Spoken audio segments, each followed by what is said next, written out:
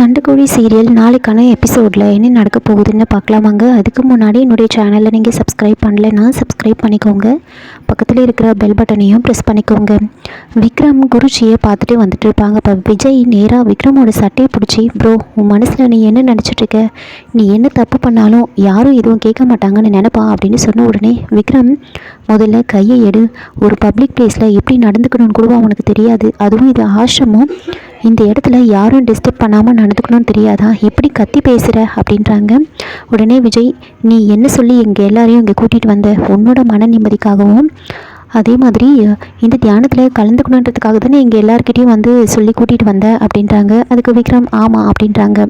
அதுக்கு விஜய், இல்லை நீ மகாஅண்ணியோட மனசை அவங்களுக்கே தெரியாமல் மாற்றுறதுக்காகவும் அவங்கள உன்னை விட்டு பிரிக்கிறதுக்காக தான் இங்கே கூட்டிகிட்டு வந்திருக்க அப்படின்றாங்க. அதுக்கு விக்ரம், அப்படின்னு யார் சொன்னா, அப்படியெல்லாம் எதுவும் கிடையாது அப்படின்றாங்க. அதுக்கு விஜய், யாரும் சொல்லலை, நீ அந்த குருஜி கிட்ட பேசிட்டு இருந்ததை நான் கேட்டேன், உனக்கு கொஞ்சமாவது அறிவு இருக்கா, படித்தவன் தானே நீ, ஒரு சாமியார்கிட்ட வந்து என் ஒய்ஃபை என்கிட்ட இருந்து பிரித்து விடுங்கன்னு கேட்டு வந்திருக்கே, உனக்கு கொஞ்சம் கூட அறிவே இல்லையா அப்படின்றாங்க. அதுக்கு விக்ரம், இங்கே பாரு விஜய், நான் உங்ககிட்ட ஏற்கனவே சொல்லிட்டேன், என்னோட விஷயத்தில் நீ தலையிடாத அப்படின்றாங்க. அதுக்கு விஜய் வந்துட்டு, அதுக்காக நீ மகா அன்னைக்கு பண்ணுற அநியாயத்தெல்லாம் பார்த்துக்கிட்டு என்னால் கண்டும் காணாமல் போக முடியாது, நான் உன்னை விட பெரியவன் இல்லை தான், என்னை விட மூத்தவன், நீ நல்லா படித்தவன் அறிவாளி, ஆனால் போய் ஒரு சாமியார்கிட்ட வந்து என் ஒய்ஃபை என்கிட்ட இருந்து பிரிங்கன்னு வந்திருக்கியே, கொஞ்சம் கூட உனக்கு அறிவே இல்லையா அப்படின்றாங்க.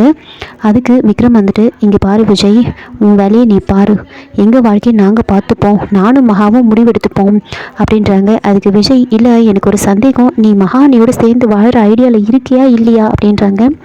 அதுக்கு விக்ரம் வந்துட்டு, உனக்கு ஒரு முடிவு தெரியணும்னா இந்த தியானத்தோட முடிவில் தான் அது தெரியும், ஒன்று மகா என்னை விட்டு போவா, இல்லை நான் அவள் கூட சேர்ந்து வாழ்வேன், இது ரெண்டுத்தில் ஏதாவது ஒன்று தான் நடக்கும், அதை பொறுத்து இருந்து தான் பார்க்கணும், அது வரைக்கும் நீ மகா கிட்டே இந்த விஷயத்த சொல்லக்கூடாது அப்படின்றாங்க.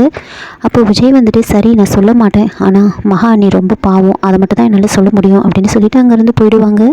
இன்னொரு பக்கம் மகாவோட புடவையில் தீ பிடிச்சிருக்கும், அதனால் மகா பயங்கரமாக கத்திட்டு இருப்பாங்க. விக்ரம் அந்த வழியாக வராரு. அப்போது அங்கே ஒருத்தவங்க தவளையில் தண்ணி எடுத்துகிட்டு போயிட்டுருப்பாங்க. உடனே அதை வாங்கிட்டு போய் ஓடி போய் மகாவோட புடவையில் ஊற்றி விடுறாங்க. அதுக்கப்புறமா அந்த தீ அணைஞ்சதுக்கப்புறமா விக்ரம் மகா கிட்ட, மகா ரிலாக்ஸ், பயப்படாத எதுவும் இல்லை அப்படின்னு சொல்லிட்டுருக்காங்க. அப்போது கூடவே வந்து அந்த புஷ்பாவோட சாரியை வந்து பற்றி எரியும். இதை பார்த்த உடனே விக்ரம் வந்துட்டு அவங்க மேலேயும் தண்ணி ஊற்றி அவங்கள காப்பாற்றுறாங்க. அப்போ புஷ்பா வந்துட்டு விக்ரமை கையெழுத்து கும்பிடுறாங்க. இதெல்லாம் பார்த்து நந்தினி வந்து பயங்கரமாக டென்ஷன் ஆகிட்டுருக்காங்க. அதுக்கப்புறமா ஐஸ்வர்யா மகாவை கூட்டிகிட்டு ரூமுக்கு போகிறாங்க. அங்கே விஜய் வராரு. விஜய் வந்து என்னாச்சு அப்படின்னு கேட்குறாங்க. உடனே ஐஸ்வர்யா நடந்த விஷயத்தெல்லாம் சொல்கிறாங்க. இதுக்கு தான் நான் அப்போவே சொன்னேன், வீட்டிலேருந்து கிளம்பும் போதே நிறைய அபசகுணமாக நடந்துச்சு, அப்போவே இந்த ட்ரிப்பை கேன்சல் பண்ணுங்கன்னு சொன்னேன், ஆனால் விக்ரம் மாமாவும் அத்தையும் கேட்காம எங்களை கூட்டிகிட்டு வந்துட்டாங்க அப்படின்றாங்க. அதுக்கு விஜய் வந்துட்டு, நாமெல்லாம் இது ஒரு சாதாரண ட்ரிப்புன்னு நினச்சிக்கிட்டு கேன்சல் பண்ண சொன்னோம், ஆனால் ஒரு சில பேர் திட்டம் போட்டு தான் இங்கே வந்திருக்காங்கன்றது நமக்கு என்ன தெரியுது அப்படின்னு ஜாடமாடியாக விக்ரமா வந்து சொல்கிறாங்க. அதுக்கப்புறமா மகா என்ன சொல்கிறாங்கன்னா, இப்போ என்ன எதுவும் ஆகலைல்ல, பரவாயில்ல விடுங்க, என்னை விக்ரம் வந்து காப்பாற்றினார்ல, அதுவே எனக்கு மெமரபிள் மூமெண்ட் தான் அப்படின்னு சொல்லிட்டு இருக்காங்க. அப்போ விஜய் வந்துட்டு, இல்லை எனக்கு என்னமோ சரியாக படலை, ஆரம்பத்துலேருந்தே எதுவும் சரியாக நடக்கலை, அதனால் நாம் இங்கேருந்து கிளம்பிடுவோம் அப்படின்றாங்க. ஐஸ்வர்யாவும், ஆமாம் அதுதான் கரெக்டு, என் மனசுக்கு ஏதோ தப்பாகவே படுது, மகாவுக்கு ஏதோ பெரிய ஆபத்து இருக்கிற மாதிரி எனக்கு தோணுது, நாம் இங்கேருந்து கிளம்பிடுவோம் அப்படின்றாங்க. அதுக்கு மகா வந்துட்டு, இல்லை நாம் விக்ரமோட சந்தோஷத்துக்காக தான் இங்கே வந்திருக்கோம், அவரோட மன நிம்மதிக்காக தான் இங்கே வந்திருக்கோம், நாம் இருந்துகிட்டே போகலாம் அப்படின்றாங்க.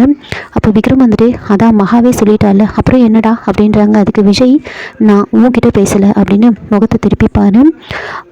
இதெல்லாம் வந்து மகா வந்து நோட் பண்ணிகிட்ருப்பாங்க. அதுக்கப்புறமா என்ன நடக்குதுன்னா, நந்தினி அந்த கூலிப்படையை வந்து பயங்கரமாக திட்டிகிட்டு இருக்காங்க. எல்லோரும் கும்பலாக நின்றுட்டுருப்பாங்க. நீங்கள் எல்லாம் உங்ககிட்ட ஒரு வேலையை கொடுத்தா அதை சரியாகவே செய்ய மாட்டீங்க, எதுக்கு இருக்கீங்க நீங்கள் அப்படி இப்படின்னு பயங்கரமாக திட்டிகிட்டு இருக்காங்க.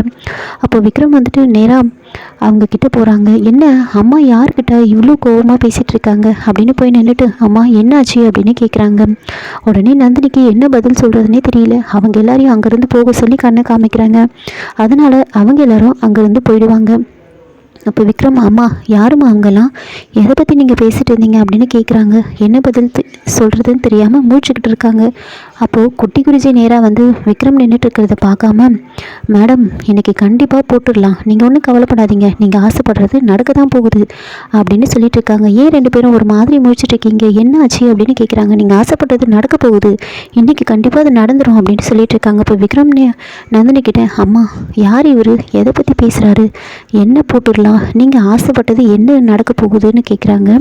அப்போது நந்தினி வந்துட்டு, அது ஒன்றும் இல்லைப்பா, அவங்க எல்லாம் சமையல்காரங்க, அவங்கக்கிட்ட சாப்பாடு சரியில்லைன்னு சொல்லிட்டு இருந்தேன், அதை தான் குட்டி குருஜி போட்டுடலான்னு சொல்லிட்டு இருந்தாரு, வேறு ஒன்றும் இல்லை அப்படின்றாங்க. அதுக்கு விக்ரம், அம்மா எனக்கு தெரியாமல் வேறு ஏதாவது நடக்குதா என்ன, ஒழுங்காக உண்மையை சொல்லுங்கள் என்னாச்சு அப்படின்னு கேட்குறாங்க. அதுக்கு நந்தினி, இல்லைப்பா உண்மையை சமையலை பற்றி தான் பேசிகிட்டு இருந்தோம் அப்படின்னு சொல்லி சமாளிச்சிடுவாங்க. அதுக்கப்புறமா குருஜி மகா வந்து பேசுகிறாங்க. மகா வந்து தனியாக அந்த தியானம் பண்ணுற இடத்துக்கு வந்து கூட்டிகிட்டு போகிறாங்க. நீ வந்து இன்றைக்கி தியானம் பண்ணணும், அப்போ தான் உன் மனசை பற்றி நீ தெரிஞ்சுப்ப, உன்னை பற்றி நீ தெரிஞ்சுப்ப, உனக்குன்னு ஒரு சுதந்திரத்தை வந்து நீ யோசிப்ப, உன் இன்பத்தை வந்து அடுத்தவங்ககிட்ட தேடாமல் உன்கிட்டயே நீ தேடுவ அப்படின்னு சொல்லிட்டு இருக்காங்க. அதுக்கு மகா வந்துட்டு, என்கிட்ட நீங்கள் எதையும் சொல்ல வேண்டாம், நான் தியானம் பண்ணிக்கிறேன், நீங்கள் கிளம்புங்க அப்படின்னு சொல்லிடுவாங்க. அதனால் குருஜி மகாவை அங்கே விட்டுட்டு அவர் கிளம்பிடுவார். நந்தினி வந்துட்டு அந்த கூலிப்படைக்கிட்ட பேசிகிட்டு இருப்பாங்க. அதுக்கு அவங்க வந்துட்டு, இன்றைக்கி கண்டிப்பாக எப்படியாவது போட்டுடலாம் அப்படின்னு சொல்லிட்டு இருக்காங்க. மகா அங்கே தனியாக விட்டுட்டு போனதை வந்து அவங்க பார்த்துட்ருப்பாங்க. இதை பார்த்துட்டு அவங்க கத்தியெல்லாம் எடுத்துக்கிட்டு வந்துட்டுருக்காங்க. மகா வந்து தியானம் பண்ண உட்காந்துட்ருப்பாங்க. மகா தியானத்துலேயே வந்து விக்ரம் அவங்கக்கிட்ட வந்து பேசுகிற மாதிரி யோசிக்கிறாங்க. விக்ரம் நேராக வந்து மகா கிட்டே பேசுகிறாங்க. அப்போ அப்படியே ரொமான்டிக்காக காமிக்கிறாங்க. மகா வந்துட்டு விக்ரம் கிட்டே வந்து கேட்குறாங்க, விக்ரம் இந்த தியானத்தோட முடிவில் நீங்கள் நம்ம வாழ்க்கையை பற்றி ஒரு நல்ல முடிவு எடுப்பேன்னு சொல்லியிருந்தீங்க, நீங்கள் என்ன முடிவு எடுத்திருக்கீங்க அப்படின்றாங்க.